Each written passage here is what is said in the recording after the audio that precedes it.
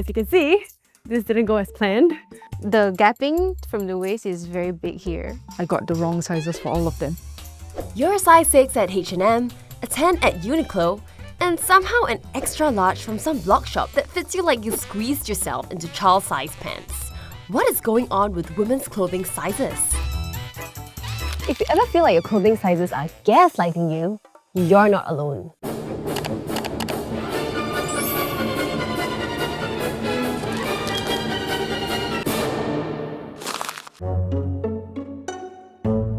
So these are what's considered a large size in 6 different popular brands. Look at how much they vary. We 3D modeled all available sizes from these brands, according to measurements on their websites, to test how well we think we know our own clothing sizes. These are based on the bust, hip and waist, right? Every single model is unique, right? The thigh gap is throwing me off. I'm going to say this one fits me best. I think it's this one.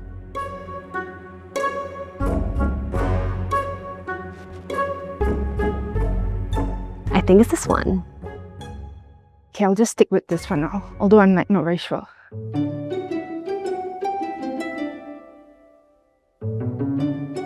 So this is what is closest to my measurement, and this is what I thought I looked like, which says a lot more about how I view my body. The one that I chose is a smaller rectangle.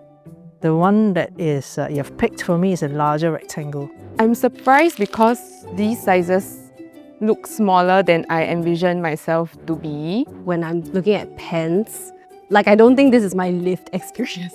When I was comparing the XXL and the XL earlier, they look the same. In reality, we don't usually even get to touch and see how brands size their clothes, especially when we're ordering them the way we most love to now, online. I'm ordering from the websites of 5 locally popular brands to see if I'm able to find products that fit. Of course, I'm faced with the reality of the ambiguous S, M, and L sizing, UK and US numeric sizing, confusing size charts, and AI guides who claim to know my body better than me. So all that I've chosen today is just based on what I found online, and let's see how it looks when it comes. As you can see, this didn't go as planned. Yes, it's really bad. On the website, they gave me a range and I went according to my hip measurements. It was size 42, so I was like, okay, I'm gonna get the size 42. Nope, it's not working out. So what I think also is a test that I do with these kind of jeans is to do like a sit test. It feels perfect and everything until you sit down, because when I sit down, there is a big gap here. With finding jeans, to me, it's really like finding a soulmate. Like, it's so hard. This is the Uniqlo JW Anderson jeans in size 30.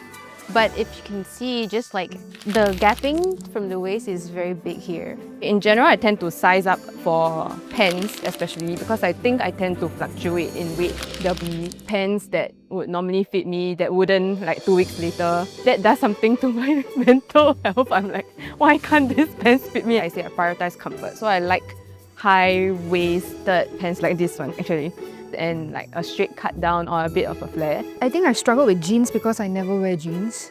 Yeah, I think that's why I got the wrong sizes for all of them. I got H&M.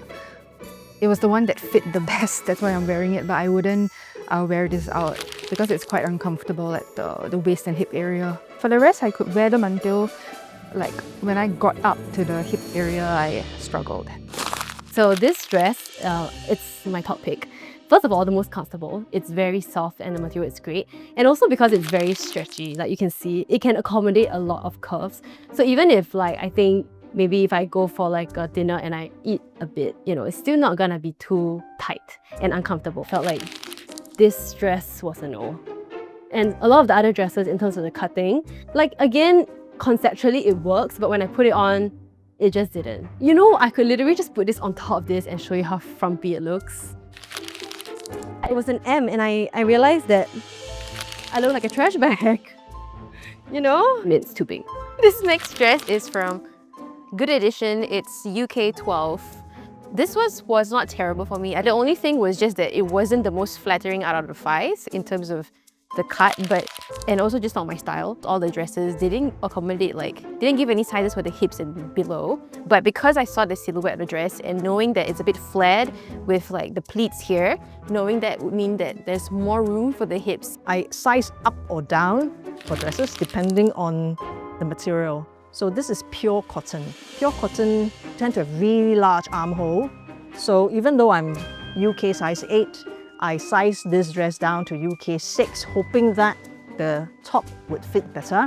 Even though the hips fit, for this dress, the top part of this dress is too tight. I had to button up my cardigan because it's a bit too low and the hemline is much wider than this one, so I had to corrupt. If I were to online shop, I probably wouldn't get a dress. It's a bit too, I guess, a bit too risky. It seems like everyone has a specific personal philosophy when it comes to navigating sizes online. But how did we get here? That's my ama in the early 1950s with her 3 sisters, wearing dresses tailor-made for each of them. Back in the early 1900s, most women's clothing were custom-made or altered. But as ready-to-wear fashion took over, manufacturers needed to make clothes in different sizes. The problem? They couldn't decide how to measure women's bodies. There were too many measurements to factor in, from shoulder width, arm circumference, bust, waist, hips, high hip, thigh width, leg length, collar to hem length, you name it. That's why most of the ready-to-wear clothing available today have been simplified to standard sizes. But from what we saw just now, these are obviously far from standard. Why? Based on my observation, it's mainly due to their target demographic. So there are some blog shops who would prefer a more petite range for females who want to appear skinnier. So then you will see the hemlines are shorter and also the fit tends to be what we would kind of call in the industry like the block sizing. However, like every woman's body is different. So I think it's very important for brands to also be aware and take note of their customers' proportions and then change the design slightly based on that. And also to understand the geographical region that you're in. So let's say a lady in a European country would be a lot taller built just culturally and traditionally versus an East Asian woman.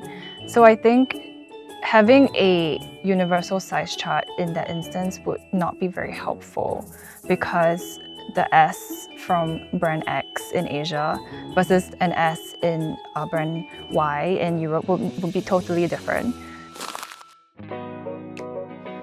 So how do we navigate this chaos? Here are 5 tips to help you shop smarter, especially online. Number 1. Know your measurements and compare them with each brand's sizing chart: bust, waist, and hips. Write them down and keep in mind the minute weight fluctuations with the seasons. Number 2. Check the fabric and fit. Is it stretchy, structured? Check the material and look for keywords like slim, relaxed, or oversized so that you know how to size up or down for the right look you want. Number 3. Look at the reviews. Real customers often mention if something runs too large or too small. I think this experience taught me that I might not want to buy a dress online. Tops maybe, but it really depends because even like when I go out to shop, there are only specific brands I can look for. So overall, I'm quite selective when it comes to clothes. I mean, recently I bought a pair of jeans from Amazon and I bought a few sizes. 25, 26, 27, and I like the 26 best, so I returned everything else.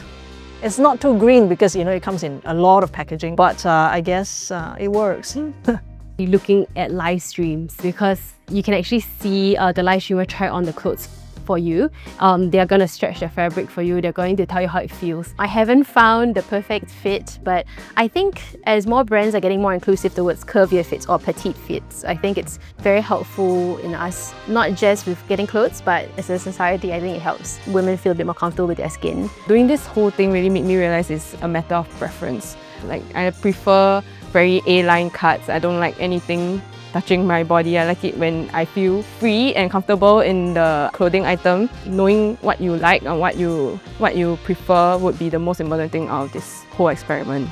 At the end of the day, it's not your body shape that's wrong. It's women's clothing sizes that just isn't standardized, and that's not on you. But with the right tools, you can actually outsmart the chaos and find out what feels and looks the best for you.